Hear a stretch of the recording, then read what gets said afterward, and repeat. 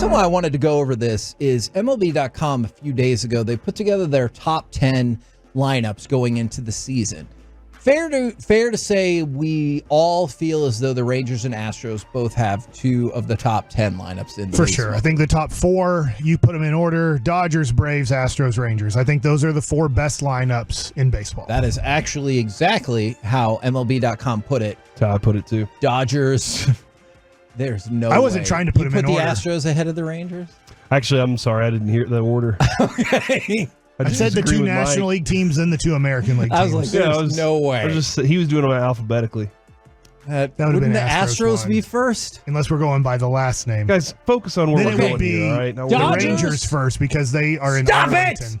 A for Arlington. Stop it! Dodgers 1, Braves 2, Astros 3. This Carter gave me a note in the break. Get it together. Rangers 4. So my question became, we all accept that these are two elite-looking lineups. Yes. And I went down what MLB.com had projected as the lineup. But for example, like in this lineup, it goes Semien, Seager, Langford, Garcia, Carter. So things could change. But I just kind of wanted to go either line for line or team for team between the Astros and the Rangers and get a sense for who really does have the best line. Well, I'll tell you that I will add this to the conversation, though. Astros admitted last year during the ALCS that they can't hit in their home stadium because they don't like the way the green or the batter's eye set up. Mauricio Dubon, who was just in that highlight, told A-Rod and Jeter that on TBS. I was watching. I was like, what? And he was like, yeah, we have a problem hitting here because the batter's eye doesn't work for us right now. And I was like, well, how do other people hit there? I don't know. I have no clue like what the difference is. But so Kevin, if we're saying at their stadium, then no, the Astros don't have a better lineup. Okay. Are you going to break them down by like a third, like 1 through 3, 4 through 6, 7 through 9? And for the purposes of this, I'm going to go off the MLB lineups. If you think we should tweak it along the way, we definitely can. 1 through 3. Altuve, Alvarez, Bregman. I mean, to be honest, that's awesome. Versus Semien, Seager, and Langford. The only reason that I will edge Houston there is because we haven't seen Wyatt Langford do anything yet. You. That's the only reason. If you would have put Carter there, would you feel any different? See, that's where I'm like, Carter has 102 major league at bats, including playoffs. Like I'm not. Yeah, this isn't a big edge. The Astros the edge there. It's very close. Does Yordan Alvarez usually bat second? I guess you're going off of this. Didn't he bat fourth last year? Yeah. So you might see some tweaks. Because I will say this: here they have Kyle Tucker going forward. Yeah, in a weird way, if I put Tucker there, it makes them weaker because Alvarez is their best. But then I think now you're going to see an advantage. Well, though I really want to see where you guys go. Right. 4 through 6: Tucker, Abreu, Diaz for the Astros. The new catcher. I mean, he's not super new, but he'll be catching. Who's a good hitter? Yeah. For the Rangers, Adolis, Evan Carter, and Josh Young. I'll take it first. So this is where I take ours because Abreu, maybe he just had a down year, but he's at the age that it might be close to over. Yep. That's the thing that you don't know about Abreu and what he did last year. Is that who he is now because of age? Or did he just have a down year going to a new team and can kind of pop back, maybe not to MVP form, but to a better hitter? But because of that, I will take the Rangers slightly over the Astros. It's very close. This is not a blowout. Just like I thought 1 through 3 was close. Corey, you seemed more emphatic there in terms of taking 4 through 6 for the Rangers. It's interesting, Mike, because he did have 15 home runs and 18 home runs in consecutive seasons. Abreu that it did. Oh, so his last 2 years have been down about there. The same? And his batting average, he hit 304 the year before, but he hit 237 last year. So that is different. Yeah, I take this group. Diaz is going to be growing into that spot. I think Evan Carter's still growing into that spot too. But I'll take Adolis over Tucker any day. All right, 7 through 9. Chas McCormick, Jeremy Pena, and Jake Myers for the Astros versus Lowe, Heim, and Taveras. That's really close. The thing is I will give the edge to the Rangers, being a little bit homerish, but here's why. Marcus Semien had 100 RBIs last year. It's rare in the history of baseball. Now, in a weird way, it happened 3 times last year. Who are the other best offenses? The Dodgers and the Braves. They also had leadoff hitters who got 100 RBIs or more last year in Mookie Betts and Ronald Acuna Jr. So the only way that's possible for a leadoff guy to have 100 RBIs is the opportunity to knock guys in because 7, 8, and 9 are getting on base. So because of the stat of Marcus Semion's 100 RBIs last year, I will lean towards the Rangers. And I get it for their leadoff hitter, Altuve. He was hurt half of last season, so he didn't have the opportunity. But I don't think, maybe I'm wrong, I don't think Altuve's ever had a 100 RBI season as a leadoff hitter. Maybe I'm forgetting that he did, but I know it's a very rare Springer stat. was their leadoff hitter for a while, There right? you go. Yeah, who's with Toronto now. Yeah. So I'm going to give the edge to the Rangers based off of the RBIs from the leadoff hitter. Too. Yeah, I will too.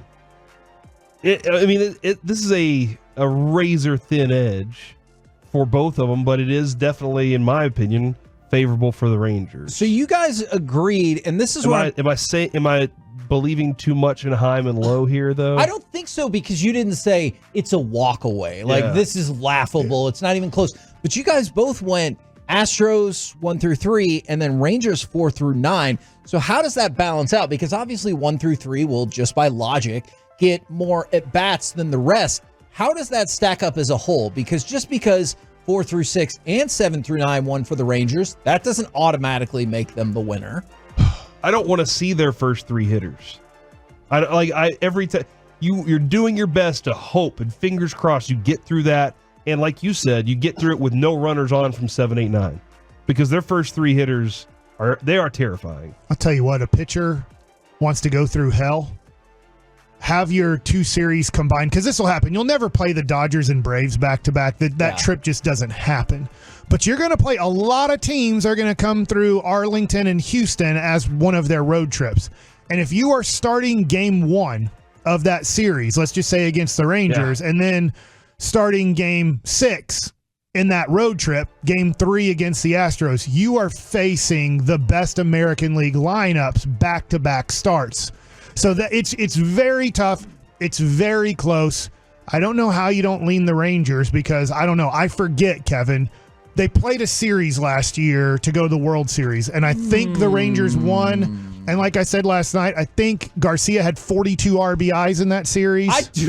I know the numbers won't say that, but that is also what I think happened in that series. I will add this, though. I am definitely with the second part of the lineup, the 4 through 6 guys. Yeah.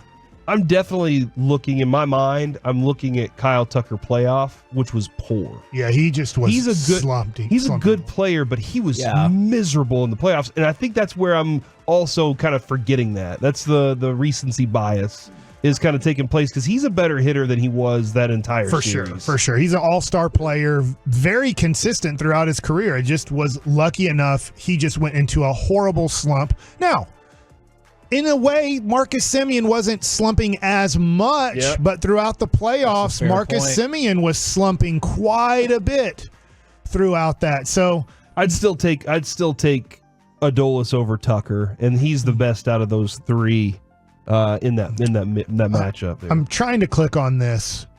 Dubon, who is their backup infielder, versus Ezekiel Duran. I know this isn't fair, but because those guys, Ezekiel Duran's going to be in the lineup quite a bit here and there, and then so is Dubon for them. He is a 278 guy, 10 home runs, 46 RBIs, a really good backup player. But the Rangers have one too. Yes, so it's this is how close it is between these 2 teams. Is I go, well, we got Ezekiel Duran coming off the bench to help out, and they're like, well, we got Dubon, who's a really solid player too. Who did they replace Michael Brantley with? Is it Myers here? That could hurt them, even though Brantley was so injured last year. He just didn't play a whole bunch. Myers played quite a bit. I'm trying to figure out who has taken his spot then. But he played a lot in that mix, because wasn't there also a Gurriel in there in the outfield as well? So or am I just thinking of? They have right now. I'm looking at their depth. They have. I'm sorry if I'm saying his last name right.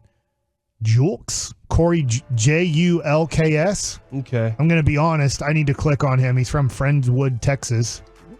Last year, 245, 6 home runs, 33 RBI, 650 OPS.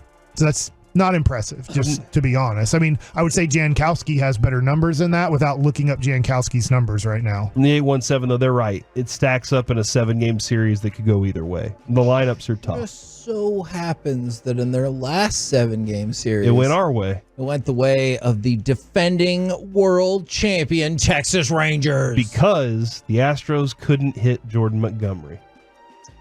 So we didn't have Wyatt. Are you saying we're bringing him back after this segment? You're saying the Rangers are listening to us, and well, hell, we better fire off the breaking news sounder if that's the case. 50 minutes here before first pitch against their last spring training / exhibition game. I like our lineups. They're announcing that Jordan Montgomery is coming back. Is that what you're saying, Corey? Is that what you're saying? Are you telling me? I'm not telling you. Damn it. I'm not telling you. This would be the one time I would be totally fine with that. If you're like, what if I was telling you Jordan Montgomery? But that, like, if we're going to have that conversation, this year we have a little bit of a different situation heading into with our pitching staff. Very true, very true.